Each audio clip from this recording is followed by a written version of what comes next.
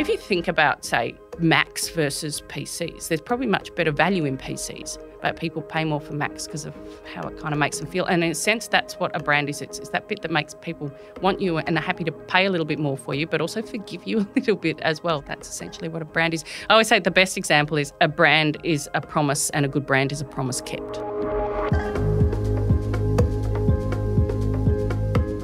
How do you bring a brand to life? How do you evoke that deep feeling of connection with your customer and make it stick? Finding the things they already love and showing that you love them too could be part of your strategy. Enter sponsorships. I'm Dr. Juliette Burke and this is The Business Of, a podcast from the University of New South Wales Business School. Dee Madigan is an advertising expert. She's been in the industry for 25 years and now runs her own creative ad agency, Campaign Edge. For Dee, there are a few things sponsorships do for a brand that other forms of marketing just can't. Where sponsorships are really valuable for companies is in the brand space. And I think a lot of people get branding wrong. They think that a brand is a logo or a strapline, and it's not. A brand isn't even what you say about yourself, it's how people feel about you.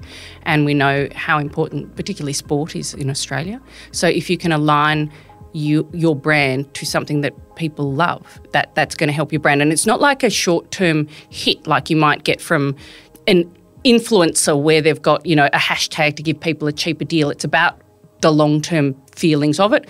So I know companies get a lot of flack for the term now is sports washing, where they're using sponsorships to help improve their brand. But I'm a little loath to just do that as well. There's no doubt that's part of it. But equally, a lot of the times these are companies that are existing in regional areas where they're helping local sports and that. And I think there's a difference between grassroots and just sort of sticking your logo on a big team. And when they're doing both, I'm happy to sort of take them at face value. And when they're not, I'm always a little sceptical. So it's all about the feeling. It's all about the emotion. Oh, yeah, 100%. So we know with Optus, say, for example, they were one of the Matilda's sponsors. After the data breach, their brand value dropped nearly $1 billion. And after their Matilda sponsorship, it literally went up again. It's, of course, plummeting back down. But so, yeah, and the banks, the same sort of thing, particularly if you're on the nose a little bit, linking a sponsorship to something people feel good about is a smart way to improve your brand image. Just one question on that then. Are there risks associated with it? Because anyone who's ever sponsored a rugby league team knows there are. You can't control people. Probably break it down into the fact there's 4 probably different types of sponsorship you can do. There's individual athlete. That has its own, that's probably the biggest risk because you're relying all on one person, and when they stuff up, and league players have a tendency to do that, that's got real implications. And then you've got team, you've got code, and you've got event. And you probably put in a 5th one, which is awards as well. So each of those has their own risks. Team, we've seen situations where team members have been unhappy about a particular sponsorship and have spoken out. And in the past, it was almost like, no, they're our sponsor, you have to keep your mouth shut. And with social media now, that just doesn't happen. And that can be quite good. So the Australian cricket team does it very well with alcohol sponsorship, where 2 of their players who are Muslim don't want to wear the logo. So they don't, and all that is okay, and that's where sponsorship done flexibly and smartly is good. And then we had Gina Reinhart, pulling her $15 million from netball because one of the Indigenous players refused to wear her logo, and she just pulled it. And I think then it looks like it's just too much about ego, which was, I think, unfortunate because I said she actually genuinely has given a lot of money to female sport. If you're defining your brand identity, why would you pursue sponsorship as opposed to something else closer to a traditional ad campaign?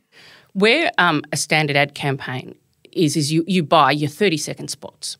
Where sponsorship is different is that your logo is seen every time the game is played. So in a sense, you're not saying any message about your company, but you are aligning values and enjoyment with that. So it gives you, like the eyes say on the Matildas, it gave you an audience that no ad would have given you. So that's the difference, I think, as well, is just that sort of the visual. And we underestimate how important visuals are in people's minds. They actually circumvent critical thought and they become truth in your mind much faster than words. So if you're watching the Matildas and you're feeling good about the Matildas and you're seeing the Commonwealth Bank brand there, in your sort of heart they kind of link together.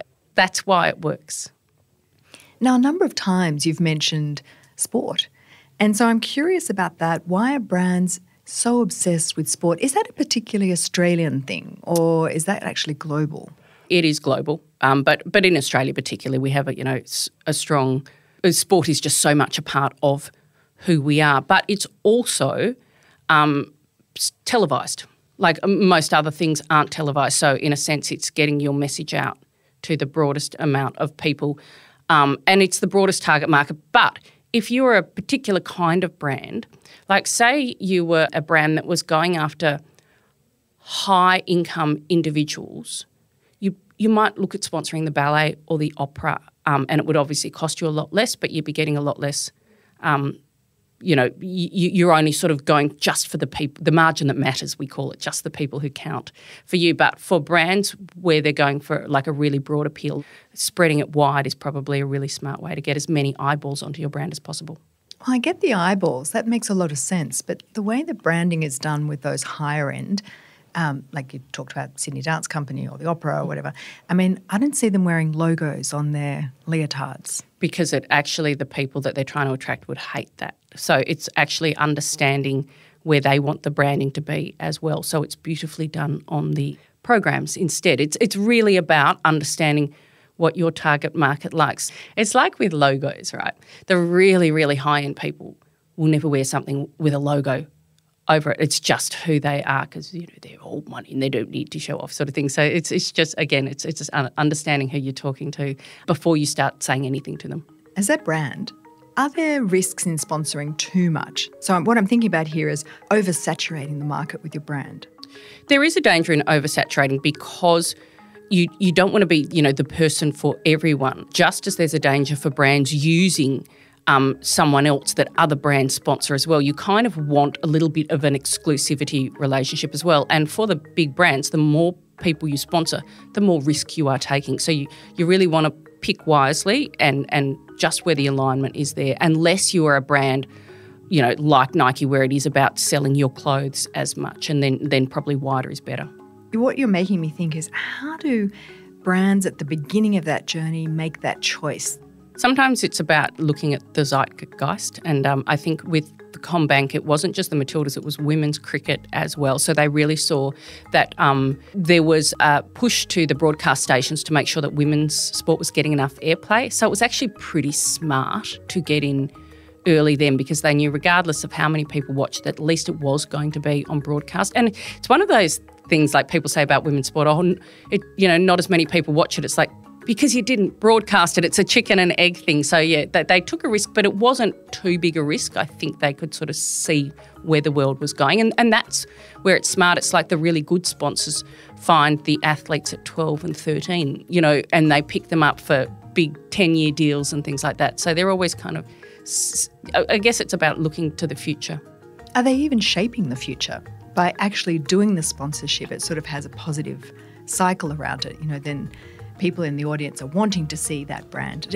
I'm just wondering something there. Possibly, and when they do it really cleverly, they then try to take it a little bit further than just sponsoring the brand and getting their message in. So we saw that with, I think it was Uber Eats during the Australian tennis, where then they did ads about the Australian tennis in a really clever, interesting way. So they actually leveraged their sponsorship a lot more, and we see it with the Commonwealth Bank. It's the trouble with doing sports sponsorships is you have to get sports people in your ads. And I used to do Rexona, which used to sponsor sports people, and Powerade again. And sports people are sometimes really, really good on the field, less good delivering lines to camera. Right. Sometimes real people are terrible at playing real people. So it sounds like there needs to be a certain level of alignment between the brand and what they're supporting so that consumers buy into it. So an authenticity to it. Does that? That is true. And what has changed, though, is that if you are sponsoring a team of 40 people, the chances that there is a person within that 40 people who has a problem with your brand is actually really high. And I think where they've done it best are the sponsorship deals, like, as I said, with the cricket one, where it's been okay for the player to say, look, I'm really uncomfortable with that. And it's easy to demonise sponsors and it's easy to demonise players and that. But I think it's getting better in that we're listening to the players and we're understanding that good sponsorships are flexible and need to be. And it's okay to sponsor a team, and if a player speaks out against you, that's actually okay too. So does it mean then there's more socialisation of the potential for sponsorship? So what I mean is, would the Matildas have been asked, hey, we're going to be sponsored by CommBank, how do you feel about that, before it happened? There's been cases where they have been asked and there's been cases where they haven't been asked, and I'm not sure with that one. I would think they would have been asked because it would be really risky now to do a sponsorship without talking to the players. But that's how it used to be done. It used to be done, look, this is you are being sponsored by this is your jersey, you put it on. But yeah, and the player could, complain to their 10 closest friends, but now thanks to social media they can complain to 500,000 people they've never met before, so the implications of doing that are bigger. So it is smarter to talk to them, and if one or two of them is not okay with it, I think it's smart for the brands to say, well, we'll do a different jersey for you that doesn't have our logo. That I think is okay too. Just taking this sort of in a slightly different direction, it makes me think of Rocky Balboa and the first movie where he walks into the ring and he's got branding across the back of his cape. So what I'm thinking about there is players themselves organising their own sponsorship. Was that just Rocky Balboa? No, that happens all the time, and it's a really, really tricky field because players have their individual sponsorship and then sometimes their team has a different sponsorship, often with a rival, so with Adidas and Nike, of course, that happens. And then the event might have a thing. So it's who's got hierarchy, and usually it's, event first and then team and then player, and they might have to not, wear their jersey, the one that they like, if they're agreeing to be part of this tournament. But then you've got the added problem of equipment. So if a tennis player uses a particular racket and he uses that because that's the racket he likes, even if he's his sponsor or not, generally the event will be okay with them using that racket because it's actually kind of their equipment. But as I said, there's no black and whites, and so there's a lot of highly paid lawyers who spend a lot of time, talking between each entity, if you like, trying to figure out a way through it.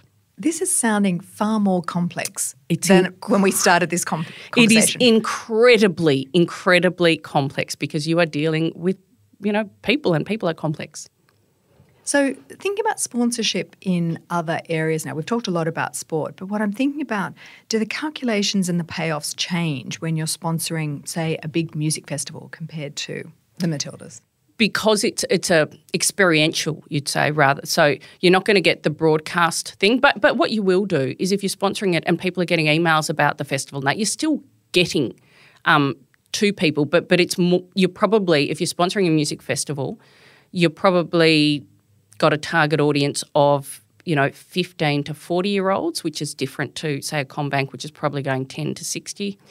And you're looking for people who are probably not in far regional areas because they need to get there. So it's a different way of looking at it. That usually gets done by the bigger ones, are things like Coke and with alcohol and things like that, because what you do is you use those as a way of getting your product sometimes into people's hands, and that's a different way of doing it as well as, with sponsorship. It's about, a Coca-Cola tent that also sells Coca-Cola is a kind of a different sponsorship. Let's talk about money. Mm-hmm. What are these deals worth? What does it cost to sponsor a club or name a stadium? It's how long is a piece of string? You can't work it out. The one that I find the most, and there can be anything from a couple of $100,000, no, even less. If you're sponsoring a 13-year-old sports person, you're probably giving them $3,000 a year, or you're giving them some free equipment, is often the way that they sort of get into it. And then as you get up to the, world superstars, then you're talking in the millions and millions of dollars. But the one that always interests me, and I'm not sure quite why they've done it, is the Accor Stadium. Because Accor is a corporate brand. Like the Accor hotels are what? Novotel, Mercure, Sofitel. So most of the people walking in there don't know Accor, and it doesn't really do them any value. I guess it every time the stadium's talked about it, it is the Accor Stadium. I just don't know what value it gives Accor being a corporate brand, whereas I would have thought pick one of your hotels, call it the Novotel Stadium, or so that the people going there go, oh, Novotel, that's a good brand, I'll stay at that hotel. Could it be as simple as sponsorship is just about brand recognition, not the emotion? Well, they're kind of linked, but like getting brand recognition for a corporate brand, you sort of got to wonder why. Whereas you understand it for a consumer brand because you're trying to get consumers to stay at your hotel or to think well of your hotel. But corporate brand is different. It's sort of further up the chain, if you like. It's further away from emotion. So I'm not sure for me why they were doing that, but there must have been a reason. So, really, I'm curious, how do you measure the success of a sponsorship? How do you know it's worth the investment? If the Matildas were $1 to $2 million, how do you measure that? So they reckon that the value of a company brand is about 60% or 67%, I think, of the actual company's value. So how people feel about the brand is actually hugely important. And what it does do is it gives you protection when, as well as helping rebuild your brand, it gives you protection for when things go wrong as well. So if you can get people to like you, it's an emotional buffer. That's what good branding does. It's about, it is about feeling. So if you think about, say, Macs versus PCs, there's probably much better value in PCs, but people pay more for Macs because of how it kind of makes them feel. And in a sense, that's what a brand is. It's that bit that makes people want you and are happy to pay a little bit more for you, but also forgive you a little bit as well. That's essentially what a brand is. I always say the best example is a brand is a promise and a good brand is a promise kept. So then if you're a brand, what are the key things that are going to make this sponsorship successful to you? I think it's coming in early where you sort of see value from the beginning and being there through the hard times. And it's also, I think it's being there on the grassroots level of it. People really appreciate brands that aren't just there on the opening nights, if you like, or the grand final games, but can see them in, when their kids are playing or there's little plays happening, that sort of thing. But again, people are really careful about who's there, particularly when it's children's sport. So we've seen Clubs Australia always sort of say and a way of justifying their massive profits from pokie machines, Local sport wouldn't happen without us. And then you see West Australia has the highest youth participation per capita in the country and no pokie. So both those things are possible. So brands, sometimes when they're trying to make themselves look good, they can actually just annoy people because they're like, no, we can see what you're trying to, we can see the brief here. We've seen the diminution in ads around cigarettes. Yeah. But there seems to now be that gap has been filled by gambling. Well, I think there's probably, when it comes to sponsorship, particularly in sports sponsorship in Australia, there's sort of two groups. There is the fossil fuels and the gambling. Now, 51 sponsorship partnerships in Australia are between fossil fuel companies and top-level sports. But I'm loath to just, bag all fossil fuel companies because a lot of times it was sponsorships in mining towns where it's local teams, and a lot of them have been there for a very, very long time. And I think the problem where they get in trouble is if they've got no transition to renewables plan, then I think, no, they're just sports washing. But if they are genuinely trying to change things and they've got lots of money to sponsorship, I'm kind of okay with that. Gambling, not so much, because we know that gambling, they do it because they're not allowed to have ads in certain times of the day unless they're a sponsorship of a team, and then they are allowed to have ads during that. So not only are the kids seeing the gambling sponsorship all over the backs of the sports teams and all over the stadiums, they're also seeing the ads. So I don't think they should, even if you want to keep gambling sponsorship in sport, I don't think they should be allowed to have their ads in the same ad, while the game's being played. I think gambling is becoming so normalised to kids, and it's a huge problem. And why are we seeing a backlash amongst consumers, therefore the politicians? Why is this allowed? Well, I think the backlash is partly because gambling companies have overplayed it, which is sort of good in a way. Like they've been so, prolific in terms of their output that people are like, whoa, you couldn't look away from a branding ad if you tried. Whereas if they'd been a little bit more subtle, they might have got away with it. But I think we're really conscious about, what we do put in front of our kids. And I have a flutter occasionally, but they've normalised it so much and made it sort of seem like a very normal social thing. And again, it's, I'm not a Puritan, but it's like they're just pushing it too far. Are sponsorships only worthwhile if you're a huge company with a six-figure budget, or is there something in it for local businesses who are just wanting to sponsor the hockey field? Local businesses, I think that's where your best bang for buck is, because the locals who are there, the parents or the players are there, and they see that your name is there and you're sponsoring them and they're in town, they're going to. So it's probably less about the big brand, but what it does do is translate into more immediate sales straight away. Because, if you've got a choice, say there's a butcher shop that sponsors, the Wonthaggi Tigers or whatever, and there's two butcher shops in town, and you either play for the Wonthaggi Tigers or you're a parent of or you're a friend of, blah, blah, blah, and you go in, there's two butcher shops to choose from. They're probably same price-wise. Which one do you go to? The one that you've got good feelings about because they sponsor you. And that's, so for small towns, localised sponsorship is really, really important. But then again, you get RSL clubs and things as well. So, yeah. And how do you feel that as the business owner who's sponsoring?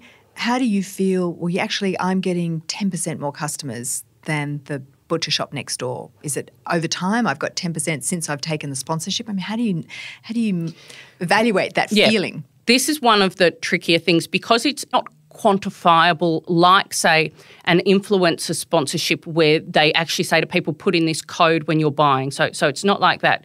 But brand building is never like that, but in the long term it is. So even if you can't sort of say, oh, look, it's improved this week, you will notice an uptick. And I think good business owners, if you're doing your numbers, you think, well, I started sponsoring then and my business has improved by then. It's sort of, so it is quantifiable. We've seen the success, the CommBank Matilda story. And I guess the question is, how do you forecast the next CommBank Matilda story? You said that people saw a zeitgeist, could feel the zeitgeist in CommBank, that there was positive associations between women's sport and, the community feeling. How do you go about predicting that? That sounds like a sort of a black science or something. No, it's actually some people's jobs to be future forecasters, which always sounded sort of like bizarre, but it's true, who look for trends and things like that. But nowadays you can kind of seed things out as well to see where interest is, and TikTok's actually great for that. Just sort of, you see a lot of collaborations there with brands and people, and they'd be keeping an eye on which ones are taking off and which ones aren't and that. But, you look at what's happening in the world, where the social movements are, and like brands can't create things out of nothing, but what you can do is try to jump on top of it. And I always sort of equate that with politics as well. You can't create something out of nothing, but it's about looking at what's out there and where you fit in, and that's essentially what good sponsorship does. What skills do you need as a marketer to make brand sponsorship work? A really good eye for the future and where things are going to be. You don't want to be one of those people who jumps on, sees other people sponsoring something, think, I want to do that. You actually kind of are sniffing out where the interesting things are first. And it's a really crowded place out there. So you want to make sure that your sponsorship stands out.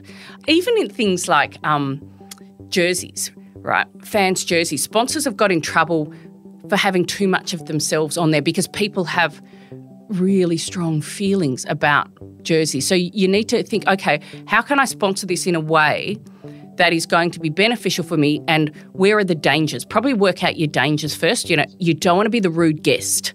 So it's really thinking about things. I always say to people, any sort of marketing, it's never about you. It's always about the person you're talking to, and think about how are they going to feel about this. And what they need to do is feel that you are being helpful to the thing they love and not diminishing it in any way. If your brand is about creating a feeling, sponsorships can be a great way to make that emotional connection. They work in part because they successfully humanise an otherwise nameless, faceless business. Professor Frederick Ansell is Senior Deputy Dean at the University of New South Wales Business School.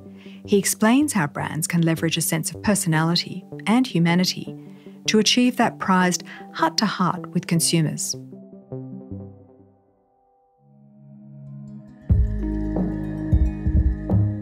So the sort of personification where you want basically people to identify not with the abstract concept of a business, but directly with a person, it's attractive. It's very hard for people to associate themselves or identify with something as abstract as a bank or a manufacturer.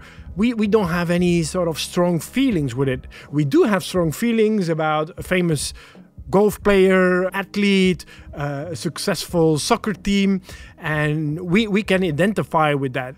And so it's almost sort of a shortcut that these businesses want to take, but it's also a hard one because sometimes businesses are, I think, a bit overconfident about the extent that the positive associations with that one person will generalize to their business. And so they think that they can get into people's brains and that becomes a one-to-one relationship, but they underestimate that a lot of people already have preconceived notions why they like that golf player, why they like that football team. And sometimes people can also get a bit annoyed with that if they find that the claim is not genuine. If, for instance, they would find that a company is taking credit for successes, achievements that are not really theirs. And so business want to think about this sort of endorsement deals in a bit of a strategic and tactical way. So first of all, I think before you're ever considering this, they need to think about fit, right? There needs to be some sort of an alignment between what your business is about, what your customers are about, and then what the team or the person that you're endorsing or sponsoring is about. If there's a misfit, there's quite a high likelihood that something will go wrong down the line, right? The second aspect is that every company needs to do their due diligence, right? I'll give an example of companies that will endorse or associate with rock stars, right? So you know that some of those rock stars are quite unpredictable, right? The type of behavior they engage in, sometimes risky behavior. They are loved from being provocative, sometimes doing dangerous things or exciting things that you do not want to have associated with your brand. And so due diligence means that you walk into this partnership with your eyes open. And again, we see a lot of companies failing at this point, probably taking a bit too many risks or being overconfident in the way they'll be able to manage that relationship. And then I think at the third stage of managing that behavior is that you have built in mechanisms to distance yourself without it damaging your brand, right? And so there's a lot of cases here, and there are cases for instance, of universities, business schools, libraries that have been sponsored by, let's say, pharmaceutical companies, and then something goes wrong with a product, and then you see that dilemma. People have not built in an escape mechanism, right? Have not built in sort of an orderly way of retreating from that. And then you come into this sort of embarrassing situations that the media is all over you, and basically the public is forcing you to withdraw, to distance yourself from it. And that is not the way you want it. And so I would say that is a third stage that companies need to think a bit about, that responsibility. So build in a disengagement strategy that can happen in an orderly way that you can explain to the public, that it will be acceptable to your customers, to your employees. And so it's a sort of a three-stage act that you would need to go through. I would never advise, if I would be in that position, I would never advise any company to put sort of all their money on that one strategy, to sort of endorse that one person, that one team, because that would be very temporary and a very risky sort of strategy. But it certainly has a place in an overall sort of marketing strategy or a marketing plan, as history has shown. And there's a lot of examples where sports brands have become big because they were associated with one team that suddenly became big. And so it can certainly be a successful factor, but I would not put all my money on it. Most brands, big or small, have a mix of marketing strategies, and they only work in the long term if they're authentic. Sponsorships are a high-risk, high-reward approach, where the highest reward is reserved for those marketers who can spot the next big cultural moment without breaking their brand's promise. The Business Of podcast is brought to you by the University of New South Wales Business School, produced with Deadset Studios. To stay up to date with our latest podcasts, as well as the latest insights and thought leadership from the Business School, subscribe to Business Think at businessthink.unsw.edu.au.